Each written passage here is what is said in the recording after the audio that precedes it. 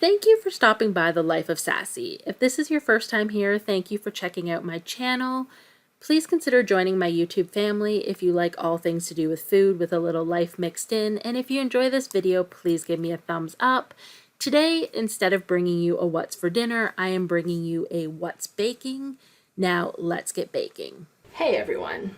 You know what they say about best laid plans, right? I totally had a plan for this week. It was going to be a split week. I was going to partially be in the office, partially be at home, and I was going to get all of the things done. That did not happen. Today I am bringing you a what's baking because I am doing some baking for Father's Day, which is pretty normal for me. Pre-pandemic, I was constantly baking and taking stuff to the office for meetings or just because. Plus, I do a lot of baking for our family events, which is fine. Except, yeah, this week didn't go as planned. I ended up being down and out for about 2 days. I had a massive headache, just wasn't feeling my best, which kind of interfered with my plans. It took everything I had in me just to get through my work day because I refused to take a sick day. I was going to push through. I was going to make it through. I could do this. But that also means that nothing was getting done around the house and the baking wasn't getting done. I had this gorgeous plan. I was going to have everything done by Friday night, and then I could just go on with my weekend as normal. It's Saturday morning, and here I am. Now, I will say, I'm going to insert it. I did make my triple berry ricotta cake last night. I managed to get that in between, well, finishing up the end of my work day and needing to make dinner. So I was able to quickly get that in. Those are done. Now, I need to make another dessert because one of the people that I am baking for does not eat berries. So they won't eat the triple ricotta cake. I knew this all along, which is why I was hesitant to make that cake. I love it, but since they don't eat berries, it makes it a bit more difficult. So originally my plan was that I was going to come up with an apple dessert. Now the only catch there is I didn't get apples on my last shopping trip. So my plan had been either Thursday or Friday morning. I was going to run to the store, grab some apples. That didn't happen. Between not feeling well and work, yeah, it just wasn't going to happen. So now I need to come up with something I have on hand. Now, normally when I'm doing anything for my family, it's usually chocolate and peanut butter because they love that combination. But I've got to be honest, it's spring, I want something more fresh. So I have come up with an apple square cake that I am going to make. I've made it previously. It is good, and the best part is it only uses 3 apples, which is exactly what I have left. So I had to get a little creative here. First, I'm going to go ahead and let's insert the video from last night where I'm making the triple berry ricotta cake. Here I have everything I'm going to be using to make my ricotta cake. I have my flour, my frozen berries, eggs, ricotta, salt, sugar, vanilla. I've already gone ahead and melted my butter and baking powder. Now let's go ahead and get baking. First thing I'm going to do is go ahead and get together my dry ingredients in this bowl. I already have 1.5 cups of flour and I'm adding 2 teaspoons of baking powder. Next I have 1 cup of sugar. And lastly I need 3/4 teaspoon of salt. And now I'm just going to go ahead and set this off to the side while I get the wet ingredients mixed together. I should mention my oven is preheating to 350. I've gone ahead and cracked 3 eggs into my bowl. Now I'm just going to whisk them up until they're light and fluffy. Next, I'm going to go ahead and add in 1.5 cups of ricotta cheese.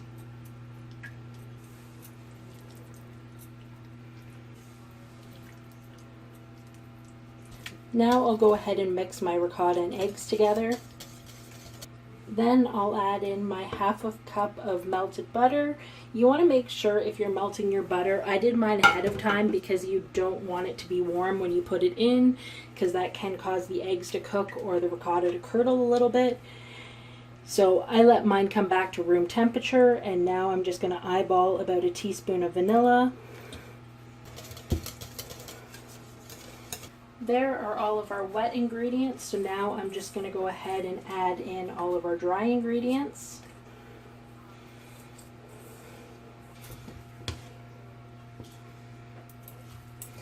Now that my batter's all mixed together, I'm going to go ahead and add in my berries. The original recipe calls for fresh berries. I use frozen in this all the time with no problem. And part of the reason I love this recipe so much is it is so versatile. Today I'm using the triple berry mix from Costco, but I've done this cake with just raspberries. I've done it with blueberries. I've even done it actually with cherries. I found some cherries in my freezer that needed to be used up and use those. You can really use any type of berry in this recipe. And I'm going to be honest, I think it only calls for like 6 tablespoons of berries. I do a little bit more and I've never had an issue with it baking through. But if you are going to add more, you do need to be careful because there does become a point where the berries add too much moisture and your cake won't cook. You just want to give that a light mix, and because I'm using frozen, you do see that my batter changes color. It doesn't change the taste. Let's put this off to the side and I'll get my baking pans.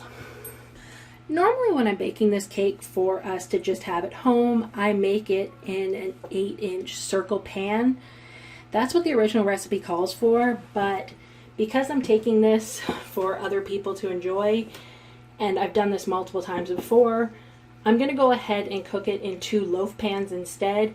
It just makes it easier to cut up and share versus the big pieces that come out of the circle pan. I'm just going to go ahead and give these a spray because the berries will stick to the outside of your pan.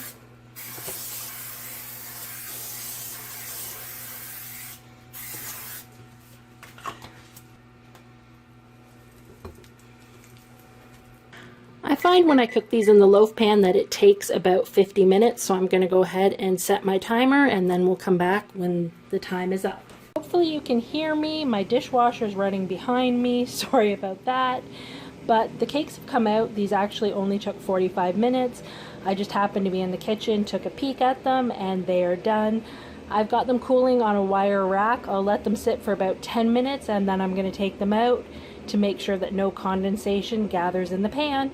But here we have it, our triple berry ricotta cakes. Here is everything I'm going to need to make the apple cake. In the back there I have my flour. I've gone ahead and diced my 3 apples. I have cinnamon, brown sugar, baking powder, white sugar, eggs, vanilla, salt, and Greek yogurt. Let's go ahead and get this put together. The first thing I'm going to do is I'm going to start with my apples. I need to add 4 tablespoons of brown sugar. I'm probably going to add a little bit less just because these apples are on the sweet side. Now, as I'm doing this, if you see that my kitchen is a mess, yes, my kitchen is horrible right now. By the time I got the ricotta cakes made last night and dinner done, although I'm feeling better, I'm still finding I'm really tired. So I desperately need to clean my kitchen, but I want to get this cake in the oven and then I can clean the kitchen while this bakes so that hopefully I am not trying to get something out of the oven like 5 minutes before I need to leave the house.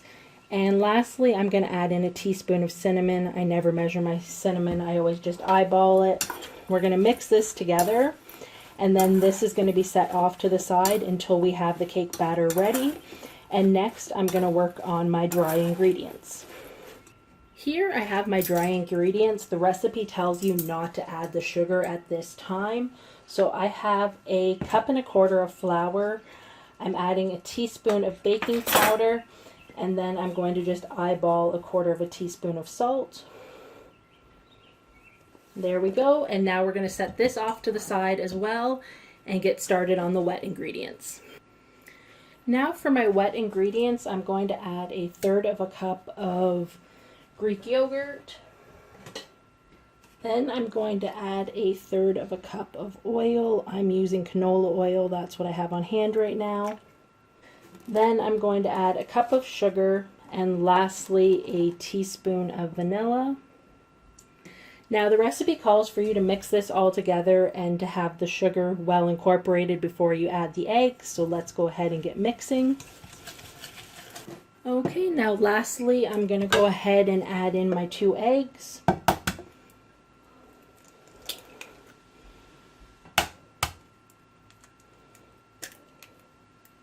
And at this point, a little bit of a public service announcement. Don't be like me and forget to preheat your oven. Your oven needs to preheat to 350 degrees. Now we're going to go ahead and combine our wet and dry ingredients. And trying to be careful not to spill a bunch of flour on the counter, which I am totally notorious for. I will add my dry ingredients and then notice I have a nice puddle, well, I guess not a puddle, a pile of flour sitting on my counter. So I'm just going to go ahead and incorporate this in. Now the recipe does warn you it's going to be a really thick batter, which it is. I'm going to set this off to the side and grab my pan. Here I've just gone ahead and grabbed my square pan. The original recipe calls for an 8x8, but 8x8 doesn't seem to be standard in Canada. Ours are 9x9. I've made this recipe before and used the 9x9 pan. It's fine. You're also supposed to grease the baking sheet. The baking pan, sorry. I can't seem to find my words this morning. I'm cheating.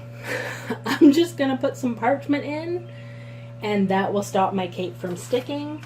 What we need to do is we need to divide the batter in half. We're going to put half in the bottom, top it with half the apples, put the rest of the batter on, and top it with the rest of the apples.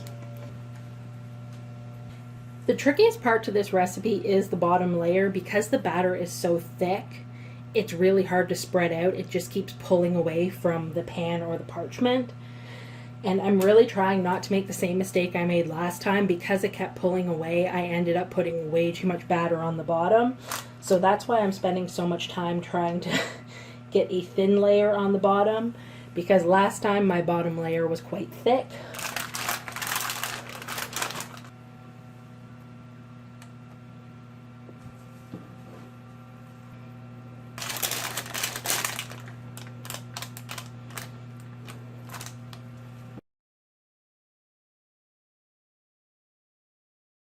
There we go. My squares are ready to go in the oven once it's finished preheating to 350, and they are going to bake for about 50 minutes until a toothpick is inserted in the center and comes out clean. Now I will mention, if you copy my method here and use the parchment paper, your corners aren't going to be that pretty. That's fine, I know it.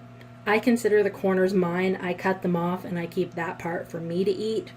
It doesn't look pretty, but it still tastes good. But yep, let's wait for our oven to finish preheating, and then we can pop this in and I can tackle this kitchen. Apple squares are done. These ended up taking almost an hour to bake. I think we were right at the hour mark. So if you're using a regular oven, this might actually take you a little bit longer than an hour. I have a convection oven that actually usually bakes everything quicker. So just be careful on your times and make sure that you use a toothpick inserted in the center to make sure it's baked all the way through. I'm still working on cleaning up my kitchen, but as I was thinking about how I was going to serve everything up tonight, I decided maybe some chocolate chip cookies would really look good on the platter. So here I have my flour, Crisco, salt, brown sugar, an egg, cornstarch, chocolate chips, baking soda, baking powder, and vanilla. I figure since the mixer does all the work for me, it won't be that bad, but once I get into this, I might be regretting it. But yeah, I'm still doing dishes. Ignore that. I'm gonna do dishes while the mixer does its thing, and while these are cooking, the dishwasher has been emptied and reloaded. Yeah. Why, oh why, do I always say I will bake? It would have been so much easier to just do a salad or something. But oh well, we're here now. Let's get to some chocolate chip cookies. So the first thing I'm going to do is I'm going to get my dry ingredients together. In my bowl here, I have a 1.5 cups of flour. I'm adding 1/2 teaspoon of baking soda, 1/2 teaspoon of baking powder, and normally I eyeball my salt, but since I already have it out, I need 1/2 teaspoon of salt. Then lastly, I need a full tablespoon of cornstarch. My tablespoon is dirty from making the apple bar, so I will add in 2 half tablespoons. And I have to ask, does anyone else hate the way cornstarch sticks to everything? It bugs me. But there we go, we have our dry ingredients done. I'll set these off to the side, and now I'm going to get out my mixer to do all the work for me. To my mixing bowl, I've added a cup of packed brown sugar and 3/4 cup of Crisco. I'm just going to go ahead and turn my mixer on about medium high, and I'm going to let this beat for probably about 5 minutes. You really want the brown sugar to incorporate into the Crisco and start to dissolve. Okay, my mixer's gone for about 4 minutes and that looks good. I'm just going to go ahead and scrape down my sides. Now I'm going to go ahead and add a teaspoon of vanilla, probably a splash more, and then I'm going to go ahead and add our 1 egg. Now I'm going to go ahead, turn the mixer back on, and let the egg and vanilla incorporate in. It'll probably just take a minute or two. Okay, that looks good. Now I'm going to go ahead and add in my dry ingredients. Now, as I mentioned, I always end up with my dry ingredients on the counter. So I'm going to take the step of spooning them in just to make sure that all of my dry ingredients actually end up in my mixer and not on my counter. Okay, there's only a little bit left. I should be able to dump this in the mixer. Should being the key word. There we go. Now that we've added the flour, we want to turn this on really low to start because you don't want to get flour everywhere.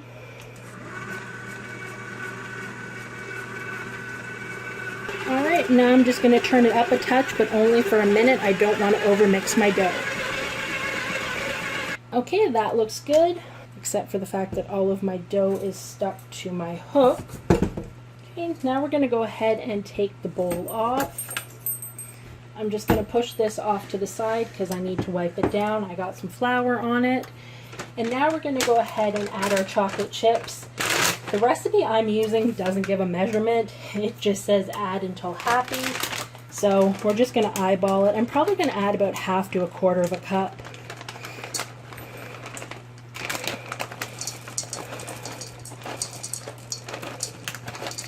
That looks good to me. So now I'm just going to go ahead and incorporate in my chocolate chips. You have to incorporate in the chocolate chips by hand, so I just use a spatula.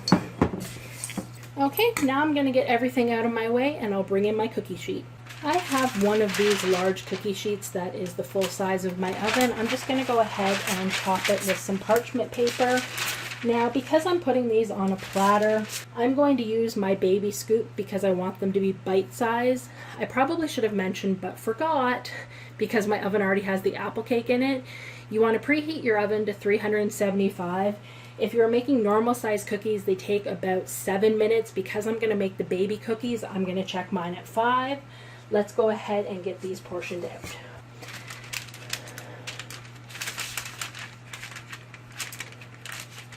There we go. All of my cookies are done. I do still have a little bit of dough left here. Now, I usually keep chocolate chip cookie dough in our freezer, but what I have in our freezer is normal size, so I'm going to go and get my other scoop, and I will portion the rest of this dough out for normal size cookies, which I will pop in the freezer and flash freeze, and then we just have to pull them out and bake them when we want cookies.